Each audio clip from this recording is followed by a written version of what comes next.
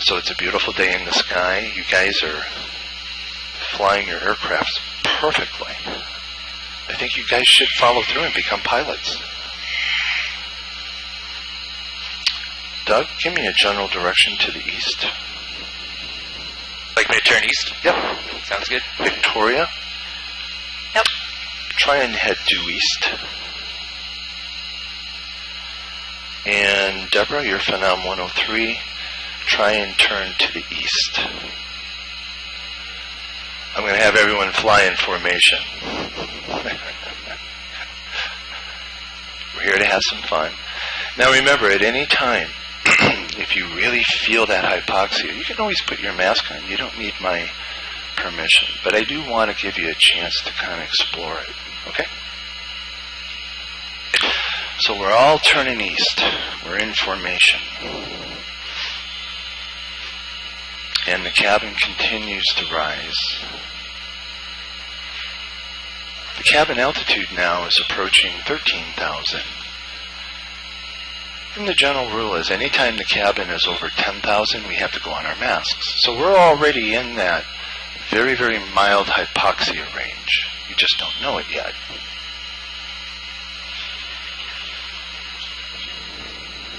Now sometimes you'll notice the cabin getting cooler.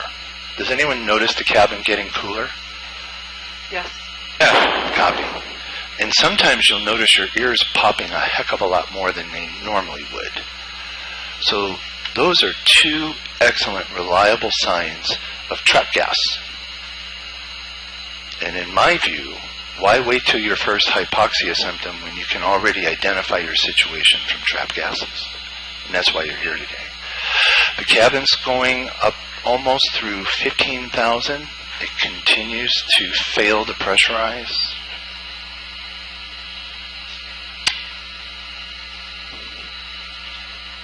And everyone's trying to go east. Doug, I see you're turning east, so I want you to turn north now. Let's go ahead and turn north. And Victoria, you're trying to get to the east. Is that right? Yep. And Deborah, you're looking to try and get to the east, right? Right. Perfect. Now, anywhere along the way, if you notice any interesting change in your body, remember, the most important symptom of hypoxia is the very first one. Doug, do we notice anything? Not yet. I don't think, anyway. Victoria? Just lots of ear popping. Lots of ear popping. And Deborah, do you notice anything? Lots of ear popping. Copy. That's trap gas. So let's pay attention. Your first sensation is very, very close on board.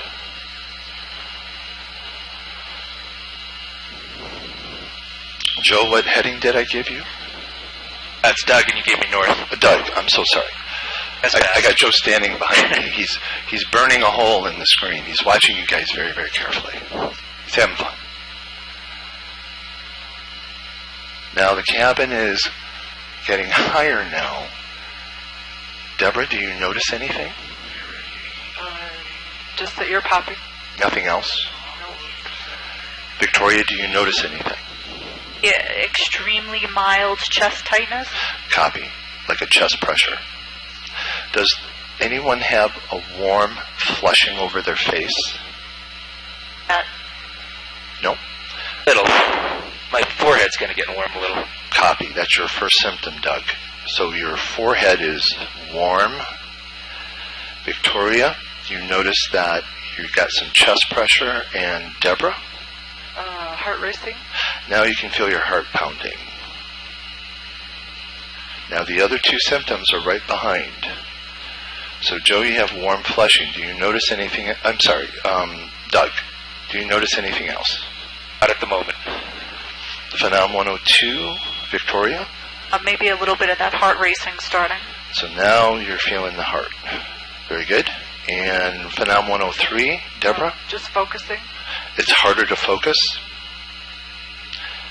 So your concentration is a problem. Right. Copy. You're still turning the aircraft. You're flying very, very well.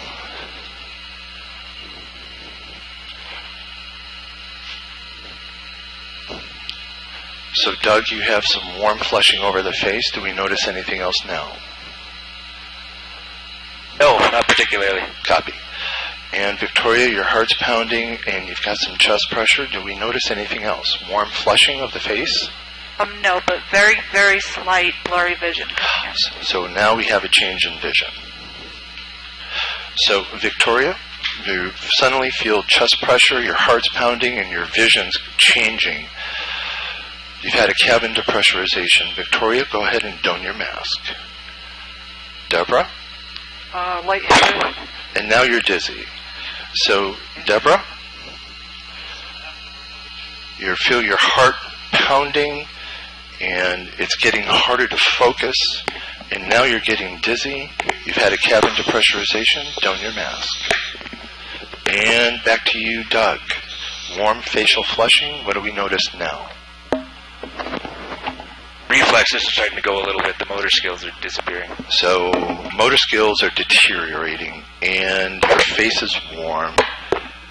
Do you notice anything else like tingling in the fingers, changes in your vision? Vision's fine. Fingers are okay. Forearm are getting a little tight. Which one's getting tight? Forearm. You're getting warm. Would you be able to recognize this as being hypoxia? Not normal, that's for sure. It's not normal. That's right. Hypoxia is not normal. Your face got flushed. Your motor skills are deteriorating. Now it's pressure in my head. And now you're getting some pressure in the head. Doug, you've had a cabin depressurization. Don your mask.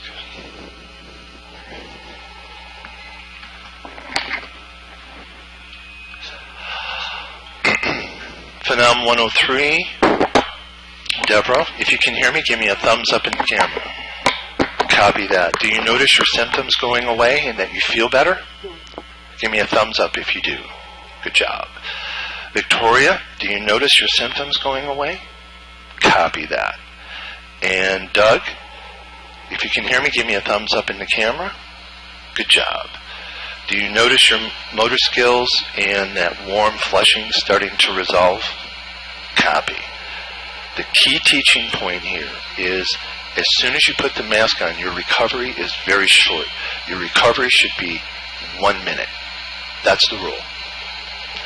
If you have a crew member who doesn't seem normal after 1 minute, you're to check their mask because they're not getting good flow.